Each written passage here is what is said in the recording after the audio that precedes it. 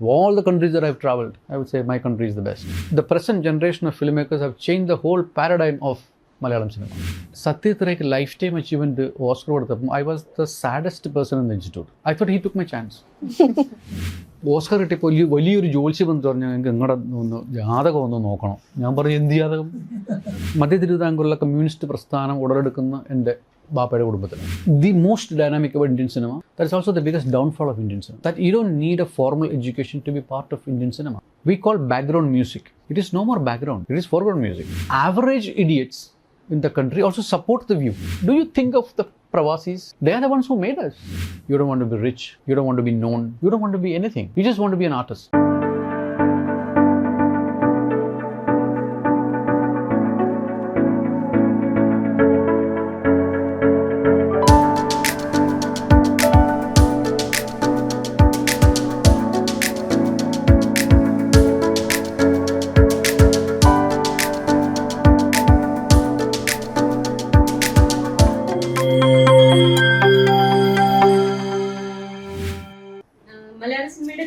ഒരുപാട് പങ്ക് വഹിച്ചിട്ടുള്ളതാണ് ചലച്ചിത്ര അക്കാദമി. അതിന്റെ തലപ്പത്ത് താങ്കൾ വന്നിരിക്കുകയാണ്. എന്തൊക്കെയാണ് പ്ലാൻസ്? അങ്ങനെ പറഞ്ഞ് നമുക്ക് തുടങ്ങാം.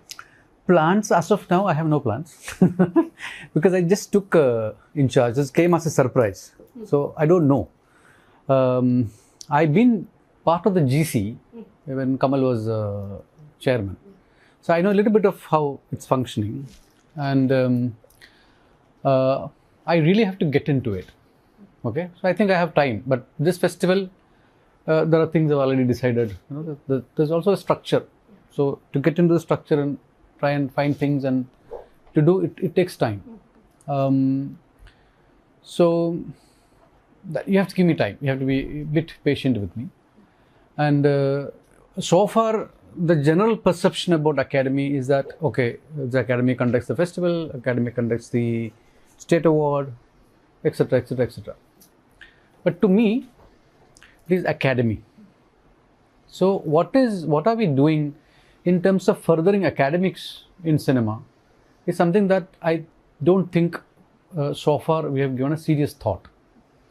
Probably that is where I would like to focus. Because today, this is the time of innovation. Technology is changing things, especially AI. And especially generative AI is the biggest challenge to the creative industry and to every other industry for that matter. The reports from Hollywood that is coming in are like, take my own specialization, there's a 45% job reduction going to happen in the next few years.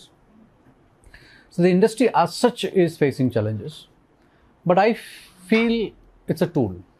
It's another tool. It's another tool where I can make things do faster. I can do things more precise. I can also, as a creator, have many more options, and it also helps me, if I use it right, it also helps me in decision making. So I look at it in those ways, because I've been using AI-based technology for quite some time, you know, and I use technology every day for my work, because my work is, you know, comparatively of all other people in the unit, my work is very, you know, I can't work without technology. So mine is like technology and aesthetics comes together. So I see it as a boon, though there are going to be challenges. It will be very interesting if Academy plays a good role in sort of educating the younger generation about these challenges, and if we can sort of find a great sense of direction instead of meandering in, you know, what is this whole thing has to offer, you know. Because there's already rules and regulations that have come in the US, especially in Hollywood, that anything that is done with generative AI is not going to be considered for awards. That you have to, when you apply for Oscars or for MPSC, for any other big awards, that you have to mention that things that you have done with generative AI, then it is looked at differently. And of course, there's a huge writer's strike in the Hollywood, which also sort of gone into the fact that, you know, generative AI is something that we have to take it very, very seriously, and it's a challenge to the creators, you know. So I think academics has a lot more role to play. This very, very, very decisive time, I would say. Like the way probably 2000 to 2010, how internet has changed our life. 10 to 20, like 2008 to 18, how our whole life has changed with smartphones, things like that. We are in the cusp of like AI changing our life from 25 to 35, next decade. There are a lot many things are going to happen, So 25 years ago, it was fiction, and now it's a reality. Okay, yeah. Resul, are you excited or are you concerned? And what the Malayalathi filmmakers, should they be concerned or should they adopt? See, AI? it's like this. When the silent films were there, there were bigger stars. There were very big stars in silent era. But when the sound came in, they sort of waned out because they couldn't sing. So there were actors who couldn't sing, become extinct, even though they were big names, So in technology coming into filmmaking, so it's a very small, it's as an art, it's not very long. It's like just 100 years old, But everything in every other art, things have gone over many centuries, like every isms, for example, expressionism, impressionism, every kind of isms that gone in painting, architecture, music, everything has taken place in cinema in less than 100 years. See? So technology always made it evolved. So there's a new generation who's always excited about what is happening. There's an older generation who's always concerned. I am neither saying both. I mean, yeah, I am excited because I see the possibility. I'm concerned because my experience with the usage of digital technology has been both. I do not think that on a general perception, digital technology has democratized things, but I don't think it has qualitatively improved our life. Like, for example, let me put it this way. I've been part of like selecting students in a music school in a very big university in the US. All the students who came in, we were playing music to them. And all of them were used to, when we asked them to make a qualitative judgment about music, they were all choosing MP3 format. Okay? They were not saying that, okay, the HD, high definition sound is the best quality sound. They all were 90% of them were focused on MP3 quality sound. Then it tells you something. MP3 is what they used to listen, because it was there in our iPods, it was there in everything. So that is convenient. But convenience is not quality. Digital made it convenient. But quality, we did not focus. You can make a film today with a small digital camera on iPhone with very little expenses.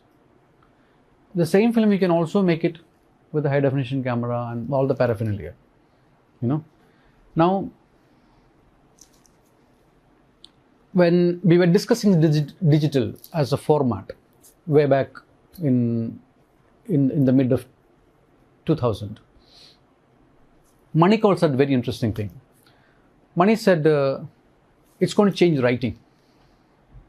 Today we write with pen and paper. Tomorrow generation will write with camera. And he was such a visionary. Like 15 years ago he said this, and today when we see, everybody is writing. Everybody's Insta handle, everybody's Facebook, and everybody has a YouTube channel, and everybody is writing. Everybody is a creator, So everybody has stories to tell. But it is convenience. It's not quality. So even today, I am working in using digital technology. If I want to get a very high quality output, I have to spend money. It is an expensive proposition, you know. So that's what I'm saying. So I actually lost a trail of thought. Worried ആവേണ്ട കാര്യമുണ്ടോന്നായിരുന്നു ചോദ്യം. AI പുതിയ technology. So that's what I'm saying. So today you can give some input and get an output. That need not necessarily be the right representation. To be rightly represented in a society, in a changing time, you have to have certain understanding. That understanding comes with academics. അക്കാഡമിക്സിന് 2 തവണ stress ചെയ്തുകൊണ്ട് പറയാണ്, സിനിമയിലേക്ക് ഇന്ന് വരുന്നതിന് യാതൊരു എഡ്യൂക്കേഷൻ്റെ ആവശ്യമില്ലാതെ വന്ന് prove ചെയ്യുന്ന ഒരുപാട് ഫിലിം മേക്കേഴ്സ് നമുക്കുണ്ട് ഇൻഡസ്ട്രിയിൽ. അപ്പോൾ ഈ അക്കാഡമിക്സിൽ ആ ഒരു സ്ട്രെസ്സിനെ എങ്ങനെയാണ്, how will you explain that? See, that is the one thing, the most dynamic about Indian cinema. That is also the biggest downfall of Indian cinema. That you don't need a formal education to be part of Indian cinema. You know, in the West, nobody will take you seriously if you don't have certain academics, if you don't have certain quality of creative ability. Nobody will take you seriously. Here, anybody can walk in.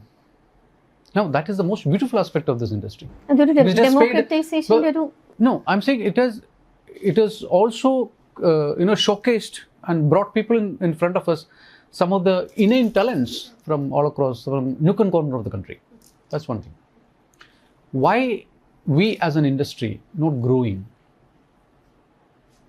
We make the biggest number of movies in the world, but why are we still not? It's not taken seriously. Why no camera is made in India? Why no microphones made in India? Why no lenses made in India? Why no lights made in India? Why? We are the biggest IT industry in the world. Don't we know the technology? Don't we have the ability to do?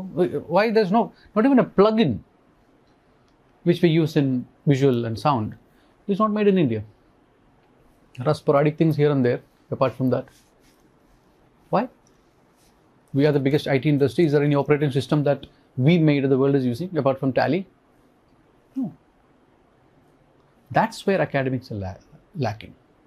Why our higher education system is not being looked at as a place where researchers, innovators, students can come in and thrive.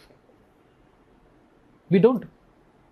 Look at the PhD holders in the country, people who have got doctorate.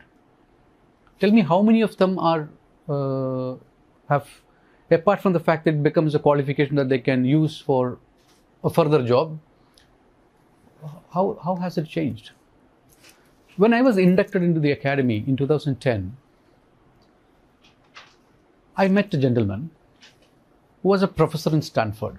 He has not done any films, he's not a filmmaker, and I was wondering how come he became an academy member. So I asked him, so what do you do? He's a software guy, a teacher, he's a professor in the university, and he said, I write codec. I asked him, how did you become an academy member? He said, I wrote the codec for the software they used in Avatar. So I said, so how did James Cameron came to you? Then I realized, in the West, they have a creative problem. They need a solution. They go to the university to find a solution. Now we have a problem. Do we go to the IIT? Why? Now you understand where we are lacking in terms of our higher education. Our higher education is purely focused on mark sheets. It is never a place for innovation, research, making the country thrive. That's where the difference is. Now, where does academics comes into practice? Now, film industry is the only place that I see academics and practice go hand in hand. If you don't learn about the new lenses, if you don't learn about the new digital lights, if I don't learn about the new principles, if I don't learn about the new plugins, if I don't learn about the electronics, I can't work. I can't create something new, you know.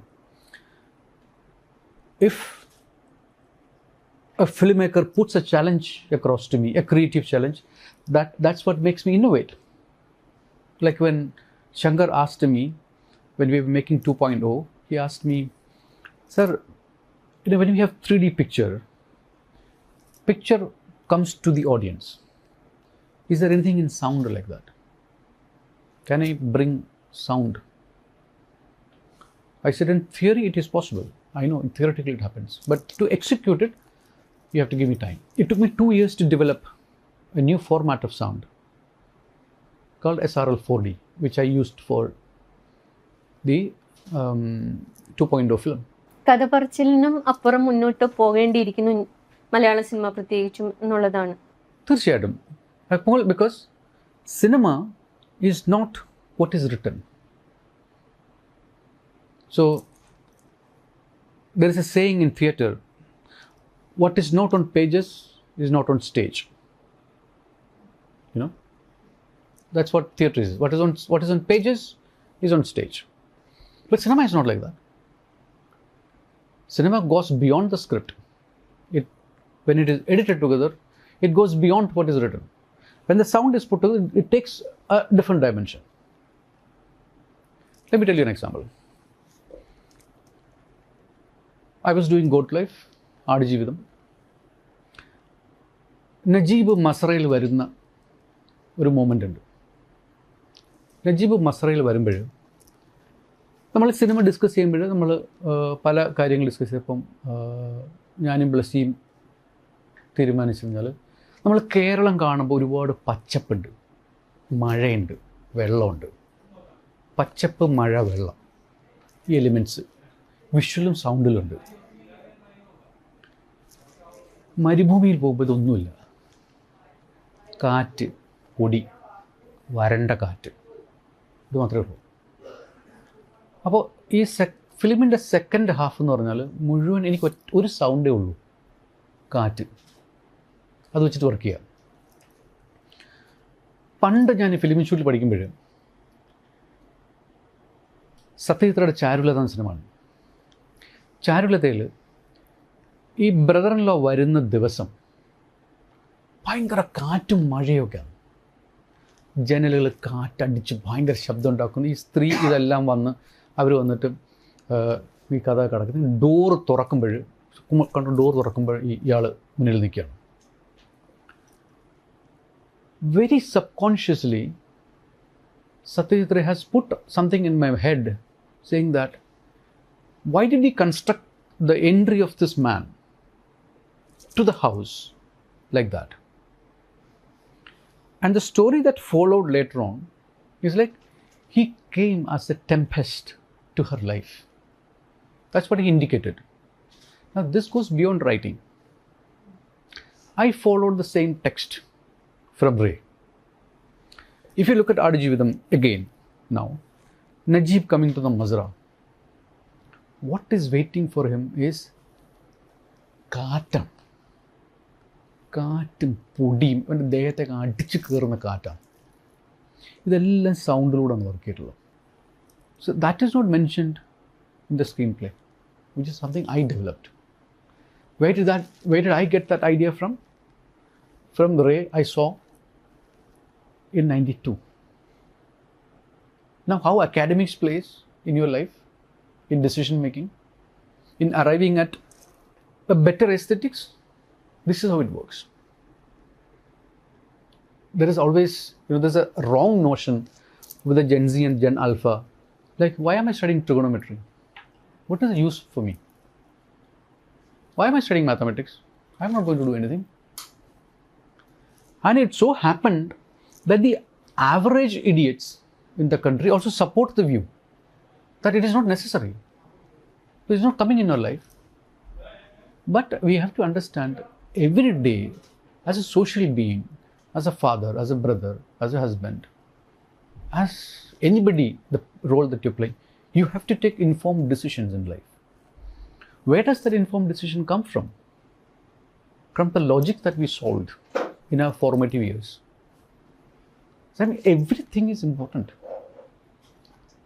But now the way we are teaching them, that's a question of discussion. Necessity of it, No way. There is no question about it. It has to be there. That is what is going to make us understand a new generation, what is spurious and what is genuine. You get my point? ഇത് connect ചെയ്തിട്ടൊരു ചോദ്യം ചോദിക്കട്ടെ. Law പഠിക്കാൻ പോയ റസൂല് ഇൻസ്റ്റിറ്റ്യൂട്ടിൽ എത്തിയത് ഒരു planned ആയിട്ടുള്ള ഒരു ഇതായിരുന്നു, അതോ ജസ്റ്റ് ഒരു ഫ്ലോ ആയിരുന്നു? ലോയും പ്ലാൻ ആയിരുന്നില്ല, ഇൻസ്റ്റിറ്റ്യൂട്ടും പ്ലാൻ ആയിരുന്നില്ല. I actually wanted to be a physicist. Nobel Prize win ചെയ്യേണ്ട. And I thought I'll study superconductivity, I'll research in superconductivity and win a Nobel Prize. And I thought I will invent superconductive element. So in 89-90, when we were studying nuclear physics, that was one of my favorite subjects. I thought, what is going to change the whole world in the next millennium is the concept of energy. Conserving energy is the biggest going to be the challenge that planet is going to face. Now, when you transmit energy from point A to point B, we have so much losses. And if you have superconductive element, there's no losses. 10 megawatt raised here, 10 megawatt reaches the point. And you can amplify it also. So I thought that's going to change the whole world. And if somebody invented, sure, he's going to get Nobel Prize. But unfortunately, man proposes, God disposes. It became an Oscar instead of a Nobel. I would have really loved a Nobel. പക്ഷേ ഇതേപോലെ ഈ law പഠിച്ചപ്പോൾ, physics പഠിച്ചപ്പോൾ Nobel prize വേണമെന്ന് ആഗ്രഹിച്ചു, law പഠിച്ചപ്പോൾ supreme court chief justice ആവണമെന്ന് ആഗ്രഹിച്ചു. That's the minimum. That's my minimum agenda. That at least Chief Justice of India. അതിൽ കുറച്ചൊന്നും വേണ്ട. I was not willing to take anything less. Or a lawyer like Nani Palkiwala. That is what I thought. If it's a lawyer. FTII പഠിച്ച് join ചെയ്തപ്പോൾ Oscar കിട്ടണം എന്ന് ആഗ്രഹിച്ചു. അപ്പൊ എന്നും ഇതുപോലെ ആംബിഷ്യസ് ആയിരുന്നു. ഓസ്കർ കിട്ടണം എന്ന് ആഗ്രഹിച്ചിട്ടുണ്ട്. 1992 Satyajit Rayക്ക് ലൈഫ് ടൈം അച്ചീവ്മെന്റ് ഓസ്കർ കൊടുത്തപ്പോൾ I was the saddest person in the institute. I thought he took my chance. He took away my chance. Then I thought I'll come out, I'll make a film. That film will win an Oscar. I never ever thought in my wildest dream that I will win an Oscar for sound. But I thought it is too competitive a place. And Hollywood technical fortress is like, the technical community is like a fortress there. You can't break it. Though in my first job in UK, I was offered a position in the studio. First time I went into the US to work, they offered me a position, but I never wanted to stay anywhere else but India. The whole idea of living a second-hand citizen, it never sunk in me. And in the States, when they offered me, I was working with the same crew as of James Cameron, and anybody would have grabbed it. I thought, I take the flight back to India, with a work visa I go, then I am a slave there. But when I go there as a client, the whole equation is different. I like the position of being a client there. And that position also allowed me to expand myself. There was always things. So I never wanted to leave India. ഇതൊക്കെ confidence ആണോ, conviction ആണോ, എന്തിന്റെ പുറത്താണ് ഇത്രയും conviction? Why do you think somebody like Gandhiji, round table conference പോയില്ലേ ഇംഗ്ലണ്ടിൽ? What was that man? ഒരു വടി, 4 meter cloth, loin cloth. In the cold of Britain, he went round table conference and said to them, your artilleries are like fuljedis for us in Deepavali. What made that man say that? It is conviction. Where does that conviction come from? Education. Connected ചോദ്യം. ഫിസിക്സിനോടുള്ള ഇഷ്ടം മൂലമാണല്ലോ FTIയിലേക്ക് പോകുന്നത്. അവിടെ നിന്നൊരു ഫിലിമിനോടുള്ള passion, ആ ഒരു transition എങ്ങനെയായിരുന്നു? So ഞാൻ first year law, എനിക്ക് MSc അഡ്മിഷൻ കിട്ടിയില്ല. So what happens is, again this is one of the problems of our higher education. ഈ ശാസ്ത്ര സാഹിത്യ പരിഷത്ത് മലയാളം പഠിപ്പിക്കും, ലാംഗ്വേജസൊക്കെ. ഞാൻ അവരോട് ഒരിക്കൽ പറയണ്ടായി, മലയാള ഭാഷയെ നശിപ്പിച്ചത് ഇവിടുത്തെ മലയാളം ടീച്ചേഴ്സാണ്. നമ്മുടെ കോളേജിൽ മലയാളം ടീച്ചേഴ്സാണ് മലയാള ഭാഷയെ നശിപ്പിച്ചത്. കാരണം നിങ്ങൾ മലയാളം ഐച്ഛിക വിഷയമായിട്ട് എടുത്താൽ, സെക്കൻഡ് ലാംഗ്വേജ് മലയാളം എടുത്താൽ, you will never get marks. നിങ്ങൾ ഹിന്ദി എടുത്ത് നോക്കി, 100 കിട്ടും, കിട്ടുമല്ലോ. എന്തുകൊണ്ട് ഒരു കുട്ടി മലയാളം പഠിക്കണം? I made that mistake.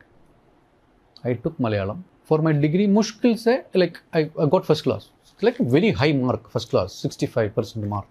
It's very high for Malayalam degree. But it brought down my aggregate. I had 98.5% marks in physics. But I did not get admission for MSc. We were 300 students coming out of BSc Physics. We had 50 seats for MSc. And I lost out because my aggregate came down because of my language. Who to blame? Now you want students to study your language, then you have to be inspiring, you know. So I had nothing to do, so I applied for law. The law is also a noble profession. My elder brother was a lawyer, so I thought, okay, law. So while I was doing law, some of my friends from physics said, yeah, there is an advertisement today in the newspaper that says FTII is calling for a course called Sound Recording and Sound Engineering. BSc Physics is the basic qualification. When my time it was BSc Physics. I thought, okay, let's apply, because it's at least an extension of my physics studies, I thought. That's why I went there. First, out of the 5 of us wrote, I only go through. So I went there. So it was a new world for me. You walk in, you started seeing films. Up until then, you only saw films. There you learn how to read films. Like, interesting, there's something called reading a film. So it sort of excited me, and I did not get through because I went there thinking, like I prepared for the exams, an interview, like you do it for IAS interviews and all that. So I went through that, all the text in my head. So they asked me, why did you come? I said, I want to make films, change the society, falana. I said, you go back. So they sent me back. They failed me. That failure became the biggest lesson for me. It was like somebody gave me a toppling, you know. But in that 1 week that I spent in Pune, I discovered cinema. So I came back to Trivandrum. But I said, up until now, I was a science student. Now I have to be an art student. So the next 1 year, I spent in law college. I was learning art. അത് ഞാൻ പോകാത്ത കവിയരങ്ങില്ല, ഞാൻ പോകാത്ത സംഗീത സന്ധ്യകളില്ല, ഞാൻ കാണാത്ത സിനിമകളില്ല, ഞാൻ Russian culture centre, alliance Francis, Tagore, museum, everywhere. ഞാൻ രാവിലെ പത്രം എടുത്ത് വയ്ക്കും. പത്രത്തിൽ ഇന്നത്തെ പരിപാടി മുതൽ കോളമുണ്ട്. അതൊക്കെ ഇപ്പോൾ ഉണ്ടോ ആവും.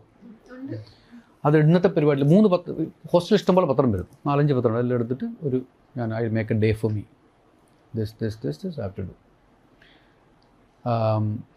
University library, all that. So I kept a day, like a daily tag for me, and that 1 year I become from a science student. I was also a good student for law. I finished my law in first class. I was a good student. Everywhere I was okay, decent boy. Next year again applied. I went there.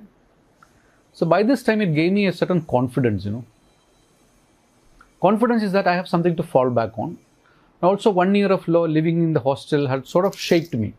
കുറച്ച് കാലം കൂടി മുന്നോട്ട് പോയാൽ ഒരു ഉറച്ച കമ്മ്യൂണിസ്റ്റുകാരനായ വാപ്പിന്റെയും ഒരു ഉറച്ച community, ഒരു വളരെ ഓർത്തഡോക്സ് എന്ന് പറയുന്ന രീതിയിൽ വിശ്വാസിയായ ഒരു ഉമ്മയുടെയും മകനാണ്. ആ ഒരു കോൺട്രഡിക്ഷൻസിന്റെ ഇടയിലാണ് ഗ്രോയിങ് അപ്പ്. അതെങ്ങനെ ഒരു പേഴ്സണാലിറ്റി ഷേപ്പിംഗ് ഓർത്തഡോക്സ് റിലീജിയസ് ആണ്. ഉമ്മ വാസ് വെരി പയസ്. ബാപ്പ ഓഫ് കോഴ്സ് മധ്യ തിരുവിതാംകൂറിലെ കമ്മ്യൂണിസ്റ്റ് പ്രസ്ഥാനം ഉടലെടുക്കുന്ന എൻ്റെ ബാപ്പയുടെ കുടുംബത്തിലാണ്. ഇവർ തമ്മിൽ എങ്ങനെ കണ്ടു, എങ്ങനെ വിവാഹം കഴിച്ചു, ഒരു പിടിയില്ല. ചോദിച്ചിട്ടില്ലേ? ബാപ്പ വാസ് വെരി എഡ്യൂക്കേറ്റഡ്. അന്നത്തെ കാലത്ത് 12ാം ക്ലാസ് എന്താ പറയുന്ന 10ാം ഇന്റർമീഡിയറ്റ് കഴിഞ്ഞ കക്ഷിയാണ്. നല്ല ഹാൻഡ് റൈറ്റിംഗ് ആണ് പാപ്പയുടെ. പാപ്പ ഈ മൂവ്മെൻറ്റ് തുടക്കമാണെന്ന് തോന്നുന്നു ആ സമയത്തൊക്കെ. അപ്പോൾ ഏതോ ഒരു വണ്ടിയിൽ ഇങ്ങനെ ഒരു ട്രാവൽ ചെയ്യുമ്പോൾ എൻ്റെ ഉമ്മയുടെ ഏറ്റവും മൂത്ത ജ്യേഷ്ഠനെ പരിചയപ്പെടാൻ അവർ തമ്മിൽ വലിയ ഫ്രണ്ട്സായി. അപ്പോൾ എൻ്റെ apparently it turned out to be like my mother's elder brother said, come home and we have to have our friendship solidified. And the way they found was to get married, my mother to be married to my father. നമുക്ക് 13ാമത്തെ വയസ്സുള്ളപ്പോഴും അമ്മ കല്യാണം കഴിച്ചത്രേ. They had a 50-year-long marriage. പുള്ളി കായംകുളത്ത് വന്നു. കായംകുളത്താണ് ബാപ്പയുടെ base. 3-4 കുട്ടികളായി. അപ്പം അപ്പോഴത്തേക്ക് മൂവ്മെൻറ്റ് ഏകദേശം നല്ല ഇവർ മിക്കവാറും ഒളിവിലാണ്. വീട്ടിൽ ആണുങ്ങളില്ല. അപ്പോൾ എനിക്ക് ബാപ്പയ്ക്കൊരു അപ്പച്ചിയുണ്ട്. അപ്പച്ചി ഞാൻ ബാപ്പയുടെ മൂത്ത. അപ്പം ഉമ്മ പറഞ്ഞ് എനിക്ക് ഓർമ്മയുണ്ട്, ഇപ്പോൾ രാത്രി പോലീസൊക്കെ വീട്ടിൽ തിരക്കി വരും.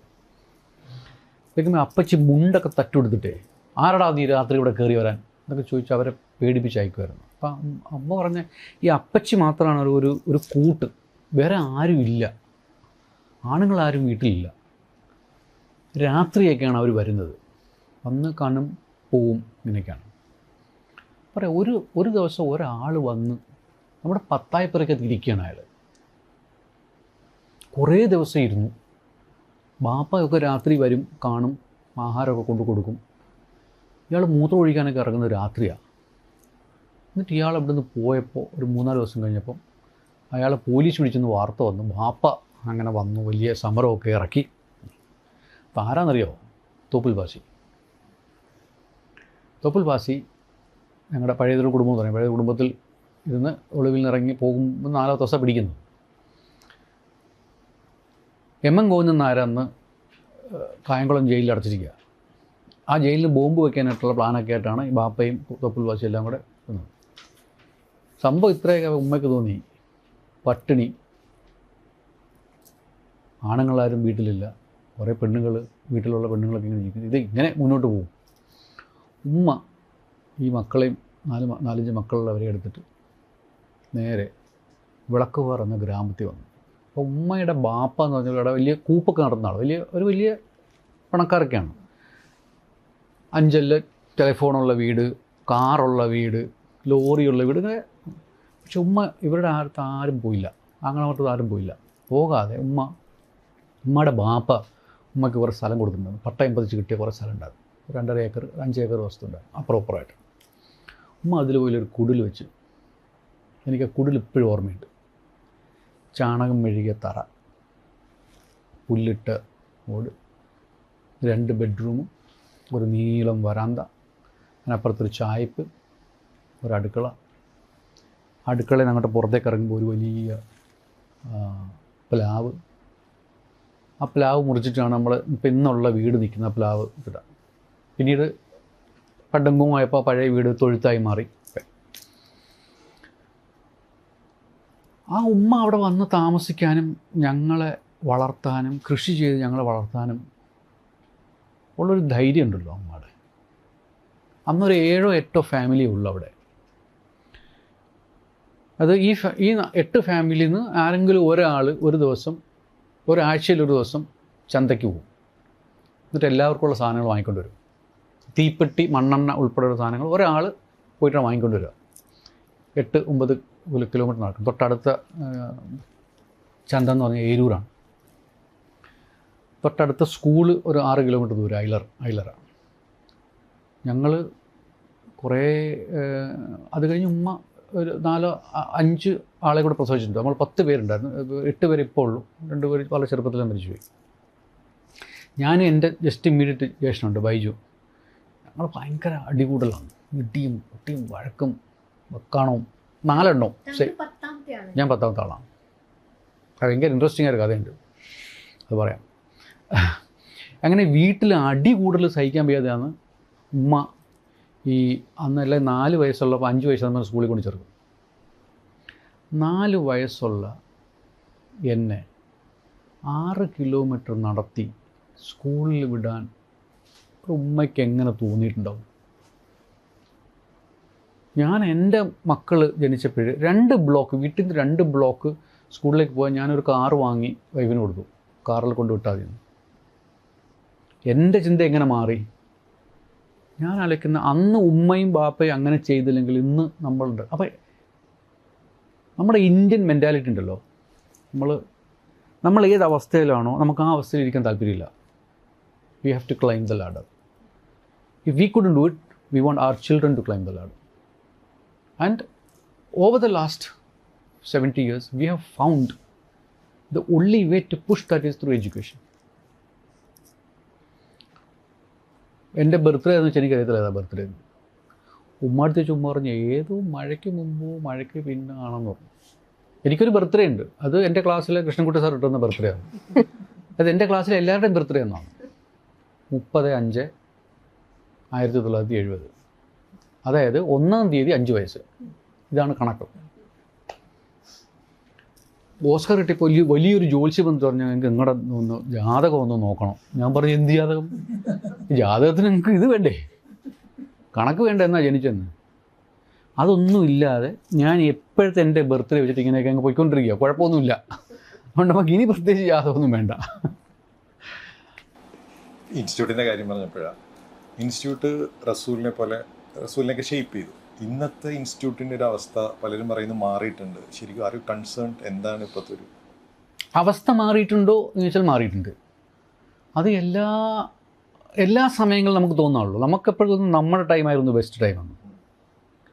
We don't look at the new generations time as there time. Of course, there are a lot of things have watered down. Gajendra ചൗഹാനൊക്കെ വന്നപ്പോൾ പഴയ FTII കാരൊക്കെ അത് എതിർത്തിരുന്നു. Political coloring. See, in a democracy, what you do? The majority of Indians have elected a dispensation. They will do their own things. Na? What is that you can do? Are you saying that they are wrong? Have they done anything wrong? We gave them the power to do the things. They have done it. Now, this is the level of they do, that's a different matter. That's a point of discussion. But we, as the people of India, has given a party and a power to do that. It is the beauty of democracy is that we can change them. The downfall of democracy is that we can't change forever. If there's a dictatorship, it lasts for 10 years, 20 years, 30 years, 40 years. People will change it. Communism, 35 years, 40 years, 50 years they ruled. Take the case of Russia. They changed it. The people changed it. Democracy, you can't change. You can't change. You can only bring in sense in it. Now, question remains, is democracy better than anything else? I don't know. I am not a social scientist to say, but this is what I see. But it's, so far, I would say, of all the countries that I've traveled, I would say my country is the best. Sir, ടെക്നോളജിയും AI കുറിച്ച് സംസാരിച്ചല്ലോ. മലയാള സിനിമയിൽ ഒരുപാട് സിനിമകൾ technically sound ആയിട്ടുള്ളത് വരുന്നുണ്ട്. Sir അതിനെ എങ്ങനെ കാണുന്നത്? ഇനി ഇംപ്രൂവ് ചെയ്യാനുണ്ട്, അല്ലെങ്കിൽ എങ്ങനെ നമുക്ക് ഇതിനെ ഒരു വേൾഡ് വൈഡ് ലെവലിലേക്ക് മലയാള സിനിമയെ എടുക്കാം? It is the need of the hour. If we don't change, if we don't do things like that, our films will be rejected. Because, see, you have to understand, the new generation has the appetite. They also have the opportunity to consume the best in the world. The click of a button. As creative people, we get inspired and we make our own stories. The beauty of Malayalam cinema is that we are still making films about our people, our voices, our milieu. That's the beauty. What has Hindi cinema has done? There is no middle class in Hindi cinema. We don't tell the story of them anymore. So what happened over a decade and a half? The mainstream audience rejected Hindi cinema because they don't see them in the film. The stories are never of them. They were all projects, They were all Excel sheets. The corporates came and destroyed Hindi cinema. Whereas Malayalam cinema, South Indian cinema is still existing because there are passionate people. You believe in a script. Like, if I go to a corporate in Mumbai and say I want to make a film like Manjumal Boys, these are the people. Not a single person in the list is a saleable star. Cost of production is 35 crore. Will anybody take it? They'll throw me out of the room. What makes it possible here is that we understand writing. We understand the script. We understand this should be made. Whether or not this becomes successful or not successful, that is a different question. This should be made. Let's make it. Some people comes together, make it. So you're saying unlike Bollywood, Hollywood has found a balance? No. Hollywood has found the business of filmmaking way, way long ago.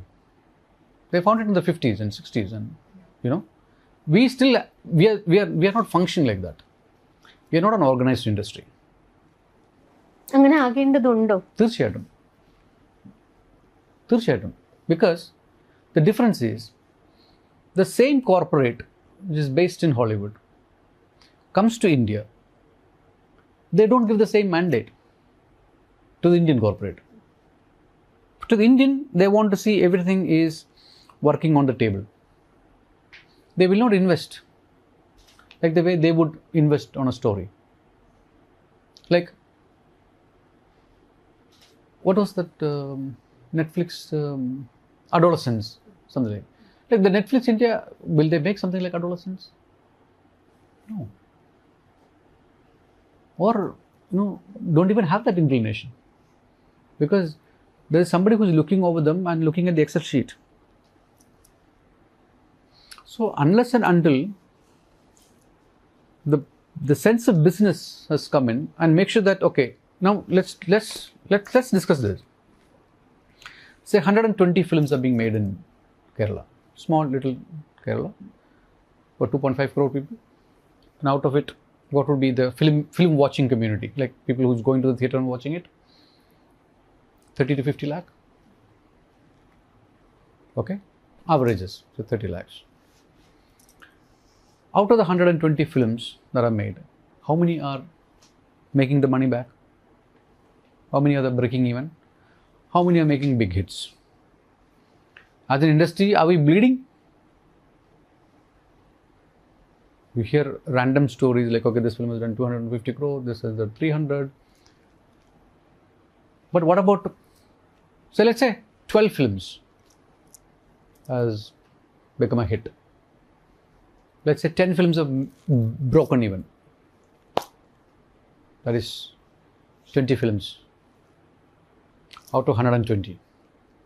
So we are still working below, averaging between a 15 to 18% of success rate.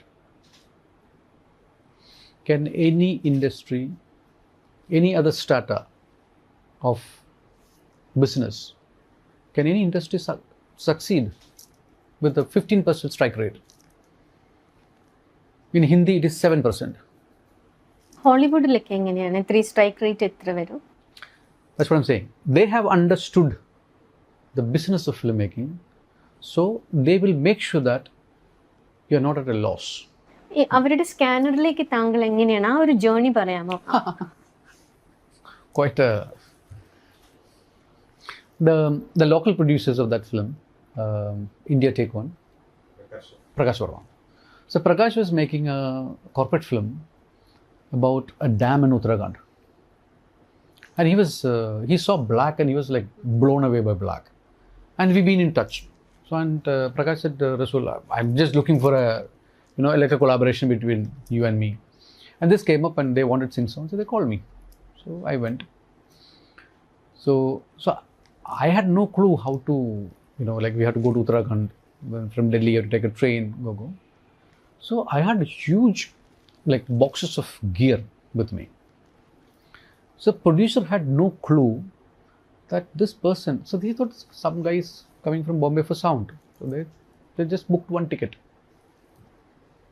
I said, how do I cart all this? So in Delhi railway station, me and the producer is having a fight. I said, I will not step in.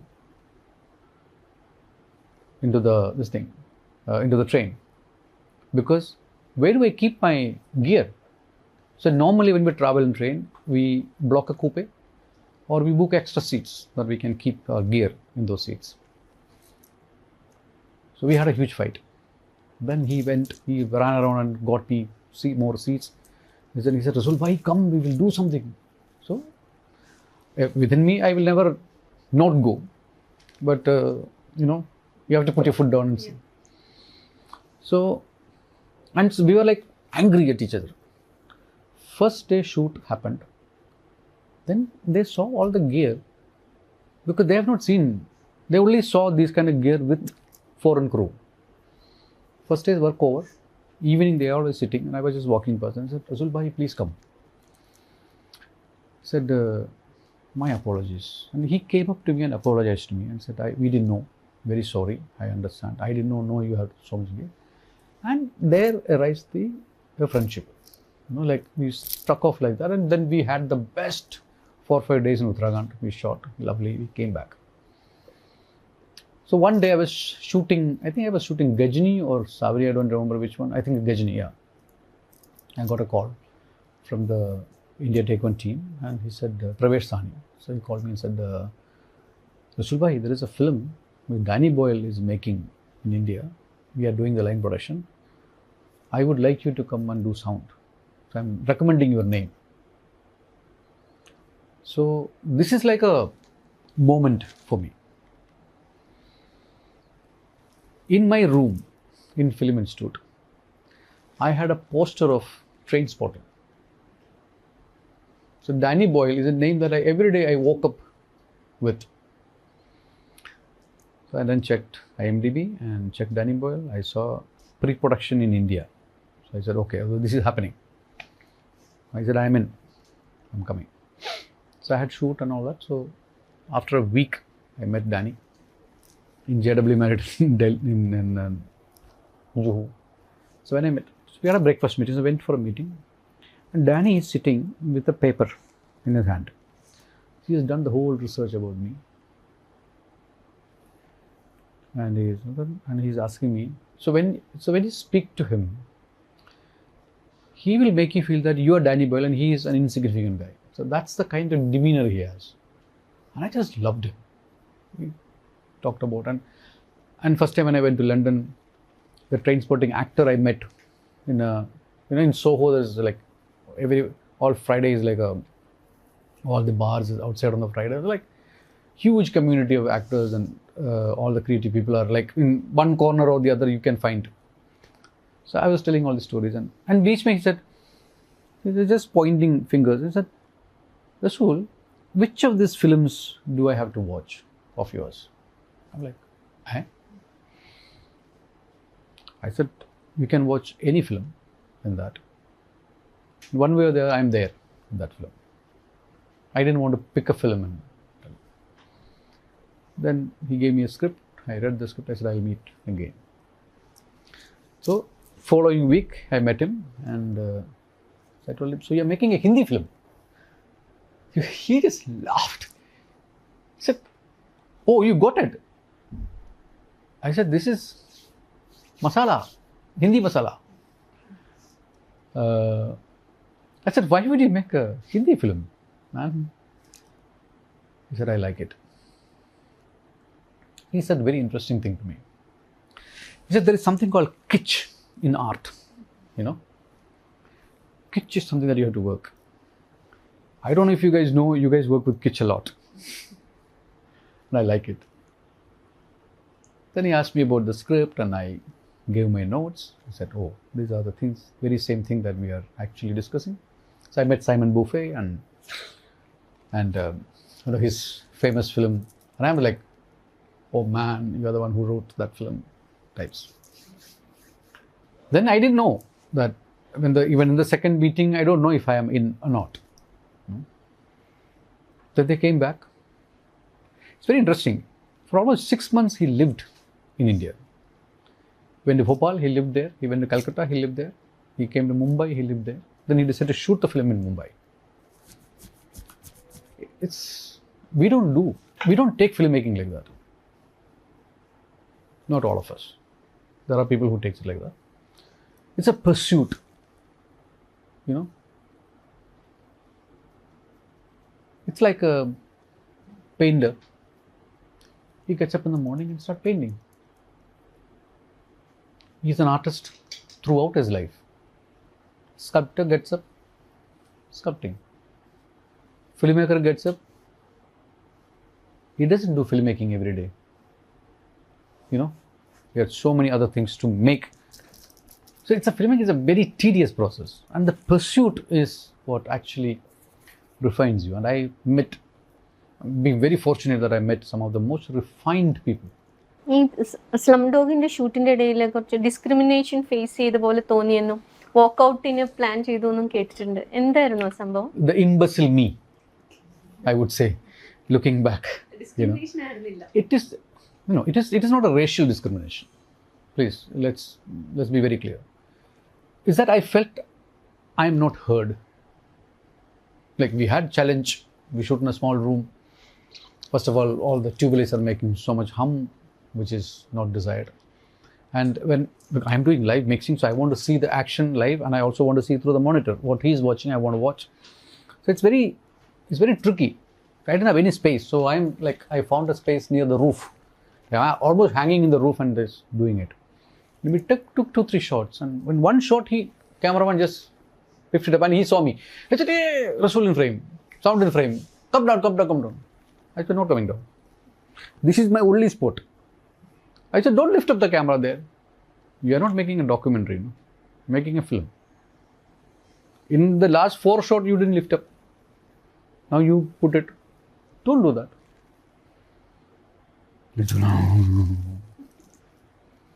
I felt very offended. Danny also supported him. I said, this is not right. I said, I'm quitting. I said, if there was a British sound guy and he would tell, these are my problems, I'm having problems with my reception, technical problems we can have. But most of them we were shooting in Dharavi, it was in the flight path, so I had my frequency, wireless frequency gets squelched. So I would tell them, and he would understand it. I mean, director is somebody who also have to understand the technicalities of the crew, what the crew is facing. He also have to see the film is evolving. He also have to speak to the actors in a different way, and this is a very complicated job. I felt he didn't understand me. I quit my lunch. I said, I'm not coming for lunch. Then when he didn't see me at the lunch table, he realized that I was sulking. I'm very emotional. I told the producer that I'm not doing. Tomorrow you find somebody else. Or until you find somebody else, I'll be there, but I'm not doing anymore. I can't work like this. So this very same producer, Resul, 45 days we shoot, you're only like 10 days, you lose. I said, I don't care. This is against my principles. Then Danny didn't see me at the lunch table. He realized that this is serious. So he came up to me and said, I'm sorry. I made an error of judgment. I'm sorry. Please come back. I was starving that day, but I went back. Thank God I went back. Yeah. So the impression is that sound design is something you do post-production. So how much of this is involved while shooting? Because not many people are aware of what exactly is this process of sound design. So can you tell us about it? How much of it is shooting and how much of it post-production, how much is pre-production? So what I have done in Slumdog is not sound design. I did sound mixing. I predominantly did sound mixing means sound recording. Just understand this way. At 2 stages, creative recording happens in filmmaking. One is at the time of shoot, and the other is what we call a re-recording mixing stage, where all the elements of sound comes together in the finally finished film, and we mix the whole sound into one entity, one image track, which you experience in the cinemas. Now that also have to be recorded into a particular medium. That medium has a limitation. Like in the olden times when we were doing Slumdog, it was photographic medium. Photographic medium has limitation because it has the dynamics that it can hold, the frequency response that it can carry are all limited. So you basically have to do a certain creative choices that you've done have to be attributed to a medium. So it means you have to understand the technique of that medium, possibility of that medium, and you have to translate the creative choices into that. So it is a creative recording process. Likewise, when we are shooting, like in a noisy environment, whatever, I'm recording cinema live. There's no dubbing in the cinema. So everything is recorded live. So I have to make so many choices. This room has bad acoustics. I have 5 people talking at the same time, and I have to make choices every time. Every shot is a choice that I make. Those are creative choices. Then also the director will have demands. Like when I was doing one sequence, Danny came and said, I want it to be sound like water running through the boy's ears. So then you get a clue. Then you record. Then you see certain things you manipulate in the post, and you have to capture everything. So there's so many creative choices, decisions you take on location, and that also you're recording to a medium. So all the creative choices are to a small recorder, which has X number of tracks. You're recording it. So these 2 stages is creative recording happens. So the Oscar combines these 2 into a technical category called sound mixing. So the 2 other guys who won Oscar, Ian Tupp and Richard Pryke, they did the re-recording mixing. I did the production sound mixing. So both are together sound mixing. And sound design is, what is the template? What are the sounds that you want to hear? What is the auditory texture that you want to create? That's a sound designer's job. He's the one who's actually conceiving everything. And all these things will go hand in hand. I can't be doing something completely different. What I've captured is very natural sound. He can't be doing, or a composer can't be doing something completely different that clashes with the production sound that is in the film. So it's a very complicated yet very amalgamating process. ഹോളിവുഡിലെല്ലാം sync sound ആണ് mostly recording. നമ്മുടെ വളരെ കുറവാണ്, ഇപ്പൊ increasingly വരുന്നുണ്ട്. So you always prefer that? Sync sound is something that in the modern era, I am the one who started up in the country. Me, Satish PM, Nakul, we are the ones who started it. And it's only when Lagan and Black came out, people like sit up and notice good sound is also good production value. Unless and until you add value to a production, you are not taken seriously. Filmmaking is sadly like that. Coming back to your point, we call background music. It is no more background. It is foreground music. It does not even allow you to hear the dialogue. And why dialogue is so important in the film? Because actor speaking is taking the story forward. Sadly, in our cinema. And there is a problem in the South that every composer, when a film is offered to him, he looks at it as a musical. A. Rahman musical, Taman musical, Ilayaraja musical. They look at it as musical. So most of the time I have to fight with them and tell them, this is not a music video. This is a film. People are coming for 2.5 hours. So I have to give them emotional ups and downs. It can't be one straight line every time. So we will have differences with composers because they are looking at it, and what we as storytellers looking at are completely different thing. And here the composer want to hear everything.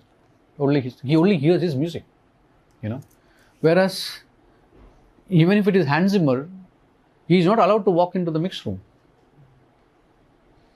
In Hollywood, there is a way music is used as a part of the entire sound palette. Here we don't use music. Music is the sound. Now, they also come from another aspect, which is again very peculiar to Indian cinema. We can't blame them. What is the music the country is listening to? Every country, rest of the countries in the world has their own music. There's a music industry that's supplying music to the people for them to listen. So the public at large consumes music given by the music industry. Here, the public consumption of the music is from films, from our films. So Indian films are carrying an added burden of supplying music to the country. You understand? So naturally, music is a part of your sales tag, and you have to have good music, you have to have songs in the film. It's become part of the package. You know, there sound takes a back seat. Music takes a foreground. അതൊരു cultural നമ്മുടെ ഈത്തോസിന്റെ കൂടി ഭാഗമല്ലേ Indian cinema music? What is our ethos? Our ethos are dance drama tradition. That's where our filmmaking has come from. But it's moved away from. How come we don't have a music industry? We have very sporadic things, no? We have one Shakti band. We have this, like the new generation. We have people because of their individuality. There are a lot of people who are successful music entrepreneurs. Artistic pursuit, we never linked to entrepreneurship. Our artists were always starving. And we always thought that unless we starve, we won't be able to create art. That's so wrong. Our art education also did not focus on entrepreneurship. Even in every other strata of the society. How come our small scale industry is not booming? Such a large, vast land. 1.7 billion people, and every local entrepreneur can thrive. We don't. Sir, വേറൊരു കോൺവെർസേഷനിൽ പറയണ്ടായി there is nothing called noise, only unwanted sound. അതൊന്ന് explain ചെയ്യാമോ സിനിമയുടെ So context? referring to this shoot where I was fighting and walked out, I thought the two bullets were making noise. I thought that those two bullets, the chalk makes noise, no? King noise. So I thought those are, it's unwanted. So I'm already parishan hai usme. On top of it, this guy is asking me to move out. So I thought it is unwanted sound. While mixing that sequence, Danny said, so we dubbed that sequence. I said, this have to be dubbed. So when you say that this is to be dubbed, they followed to the T, dubbed it. When we put the dub scene, then Danny said, this is not working. There is something about the sync track was working for me. Then he said, it's the same. Almost, the dubbing is almost the same. Technically, it's all the same. Then we realized that the sync track had the key noise in it of the chalk and all that. It gave a tension to the screen, to the sequence, you know. Then I realized that, oh, something that I thought as noise is actually not noise. It's actually adding to the scene. So to me, when I go to a location, nothing is noise. Because we have this conception that noise is something that is irritating and we don't want it. I only say something that is unwanted and wanted. Everything that, I keep telling to the actors, when you're in front of the camera, I am not only recording your spoken dialogues, I am recording every movement of your presence, every breath you are taking inside the frame is my concern, because it defines you as a character. ഈ Slumdog മില്ലിയനറിൽ AR റഹ്മാനെ suggest ചെയ്തത് sir ആണെന്ന് കേട്ടിട്ടുണ്ട്. അത് അങ്ങനെയാണ്. He came in the latest stage. Yeah. He was never there in the film. I only put his name into Danny's head because we were shooting the Jeho song, the song that you see in the film as Jeho song. Jeho's song was never there in the film when we were shooting the film. So we shot to this Dawn, a song called Aaj Ki Raat. Aaj Ki Raat. So the whole action is like that. The Lonji, who was a choreographer, is my building mate now. We worked in Savaria. So he created this signature movement for Aaj Ki Raat. And we were shooting that. So we were shooting in VT station. So we only had the station from 2 o'clock in the morning to after the train's last train goes, before the first train starts.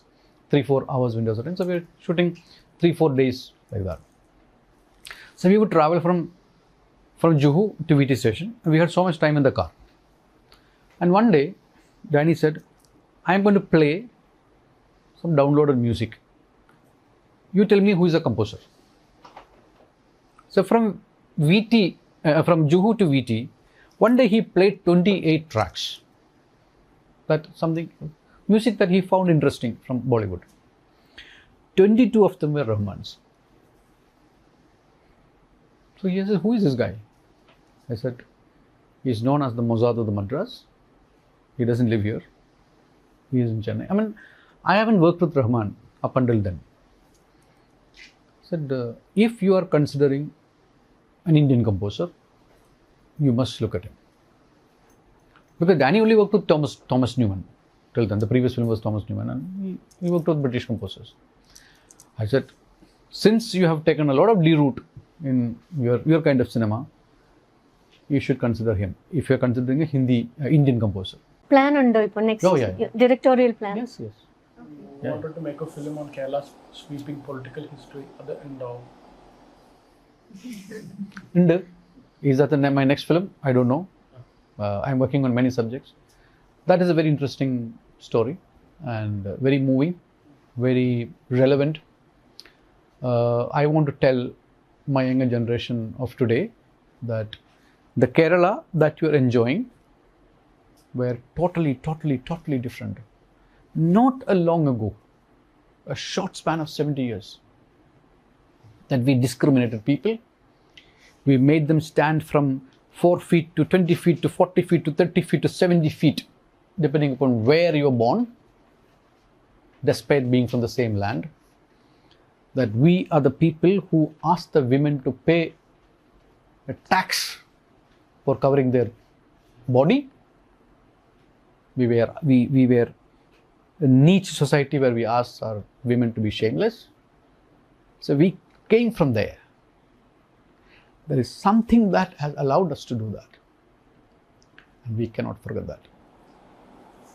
Cross-border love story, adum plans lippundo. Cross-border love Or India-Pakistan love story that you want to do with Amitabh Bachchan. Oh, that is the film I want to make.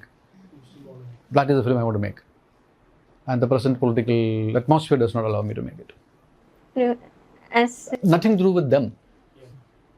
Nothing to do with the dispensation. It is the atmosphere that is making actors not to commit, despite the fact that they love it. I had 3 big mainstream stars saying yes to the story, and just before going in to make the movie said, Resul, can you change the premise? I said no. If I change the premise, there's no film. Then what should I do? Wait till when? Let's hope the atmosphere changes. So I'm waiting. You worked in Hollywood, Bollywood, but cinema ചെയ്തപ്പോൾ എന്തുകൊണ്ട് മലയാളത്തിൽ ചെയ്തു? I always wanted to make a Malayalam film. When I made that movie, I also had a British film in offer. There was a Hollywood film offered to me. This is my language. It is in this language that I think. This is in this language I write. Though over the last 35 years of staying away from Bombay, staying away from Kerala, has brought in another language to me. Yes, sir, my CP is working fast. But this is my language. Why should I leave my language? This is the land who made me. ഞാൻ മലയാളം മീഡിയത്തിലാണ് പഠിച്ചത്. Why should I not make a film in... ഇപ്പോഴത്തെ Malayalam film മേക്കിങ്ങിൻ്റെ ഒരു actors ആണെങ്കിലും technicians ആണെങ്കിലും എന്താണ് പൊതുവെ പറയാനുള്ളത്, like അവരെക്കുറിച്ചുള്ള അഭിപ്രായം? Excellent. The present generation of filmmakers have changed the whole paradigm of Malayalam cinema. The Malayalam cinema that is known today outside the world is not the Malayalam cinema what Adur, Aravindan and all these people Shaji Karun has made. It is the films made by these little boys. Yesterday, one boy came to meet me here. He said, I used to be a sound designer. Now I made 2 films. You are my inspiration. He came and hugged me and went. It's a frail young boy. 26, 27-year-old boy. They are the ones who redefined the Malayalam cinema. Excellent. Of course, Chalachitra Academy, state government, Malayalam cinema, the cultural landscape, all of it has contributed to it. A huge wealth of diaspora who is living in Arab countries, who had the passion for cinema, went for some reason, made the money, and they want to come back and support their youngsters, be part of filmmaking. They are the ones.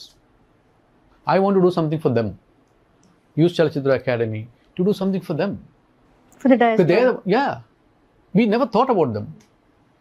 Do we think, do the Malayalis in Kerala, do you think of the Pravasis as them as a part of the mainstream? They are the ones who made us. Still, they are the ones who is supplying us everything that we see today. Our entire standard of living has gone up to nobody can match today in India is because of the diaspora community. We don't acknowledge them. 40 to 50% of cinema is made by them. Please understand, the producers are for them. They sweat it out in the Arab countries and they make money and they share that with us to make movies for us. Some are successful, some are not, but they're still doing it. We never did anything for them. Do we have a Malayalam cinema? Like I want to ask, this is one thing that I want to take over the academy. Do we have a IFK, something like IFK, for the Malayalis in Dubai or in Abu Dhabi or in Muscat? We don't have. Why can't we think of something like that? We should, no?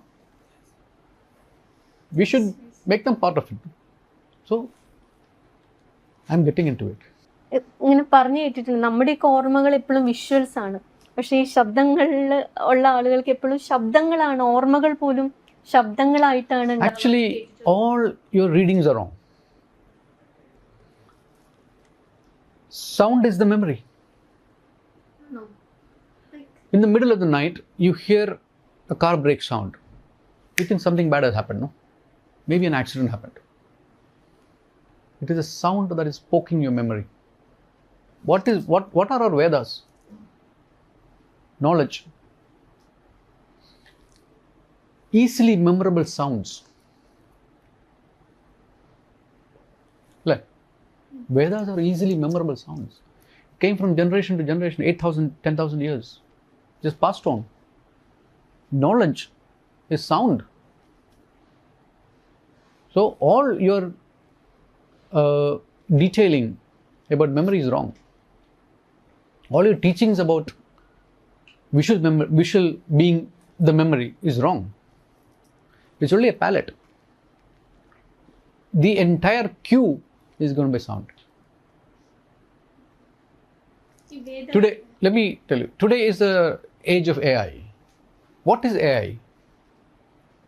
AI is putting the right input. There's a certain machine learning. You have to give them input, right? You should be able to give the right input. അതായത് in our education system, ചോദ്യങ്ങൾ ചോദിക്കാൻ പഠിപ്പിക്കുക എന്നായിരുന്നു ഉണ്ടായിരുന്നു ഗുരുകുല വിദ്യാഭ്യാസത്തിൽ. After the British came, colonized education, the student who is asking the most number of questions in the classes were looked at as troublemaker. Today, if you do not know how to ask the right question, you will not get the right output.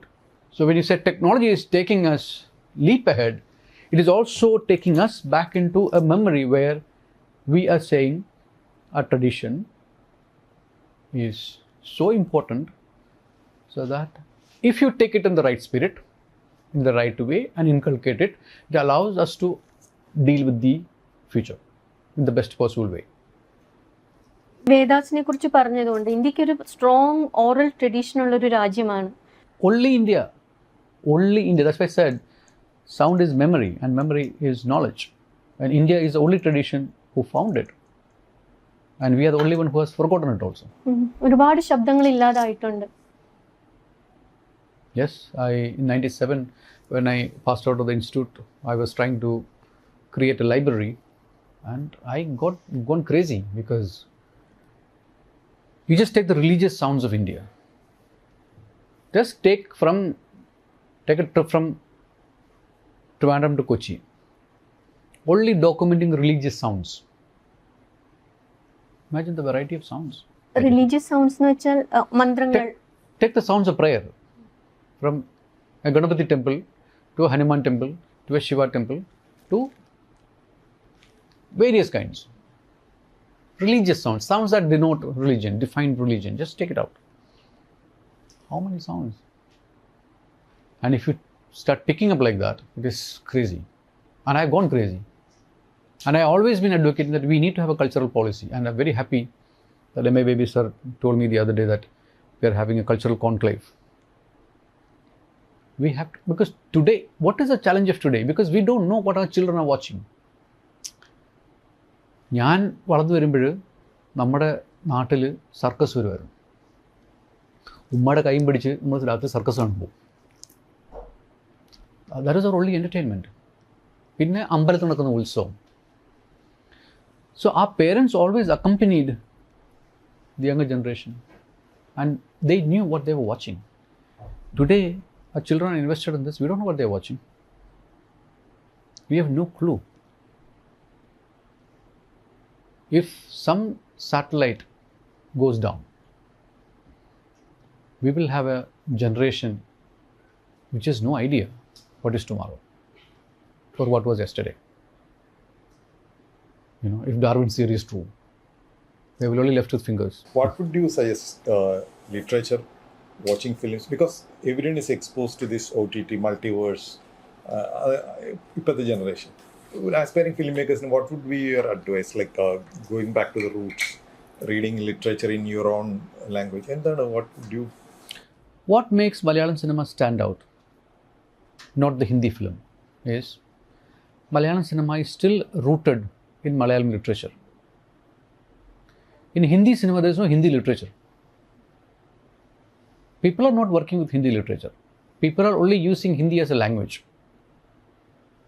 But we still have a certain literary sense that's coming in. So language is the most important thing. Literature, regional literature is the most important thing. If you take Indian cinema, the spinal cord of Indian cinema is regional cinema, not anything else. And regional cinema is standing because of regional literature. Serious writers, who are the people who made films here, written films there, or people who are writing here today, they are all serious literary students. How important is silence when it comes to sound and noise? And how much have Indian films forgotten that importance? It's a long answer. I don't know if I have the time. But there's always a cliche, silence is the most powerful sound. It's a very cliche term. How is it a sound? Is silence, is absence of sound? But there is no sound, so is silent. Is darkness absence of light? For me, silence is an emotion that I arrive at in a film or in human situations. It is not a sound for me. It's become powerful because it's become a powerful emotion, and every film I try to arrive at it. My pursuit is to find that one moment where I can make an audience feel, oof. Almost എല്ലാ dreams achieve ചെയ്ത ഒരാളാണ്. Even the fanciest of your dreams, Oscar വരെ. ഇനിയും എന്തെങ്കിലും ബാക്കിയുണ്ടോ ഇതുപോലെ? I don't think those were my dreams. അല്ല FTII join ചെയ്തപ്പോൾ Oscar വേണം എന്ന് yeah, ആഗ്രഹിച്ചു. but I never worked for it. That I have to get it. I work towards it. And every film is like an Oscar-worthy film. No. I only worked and worked and worked and worked. I was trying to refine myself in every work that I did. That brought me rewards. When it came, I was very happy. When I did not come, I didn't feel anything. I never craved for it. It all just came. See, that is the emotion that you came out of Film Institute. That you don't want to be famous, you don't want to be rich, you don't want to be known, you don't want to be anything. You just want to be an artist. Just keep on doing your work. That's the mentality I came out. ശബ്ദങ്ങളുടെ ലോകത്ത് ജീവിക്കുന്ന ഒരാളോടെന്നുള്ള നിലയിൽ ചോദിക്കുകയാണ്, ഏറ്റവും ഇഷ്ടമുള്ള ശബ്ദം എന്താണ്? മഴ. Sound of rain. Sound of water, actually. Trickling down. Everything. From the stream to the ocean.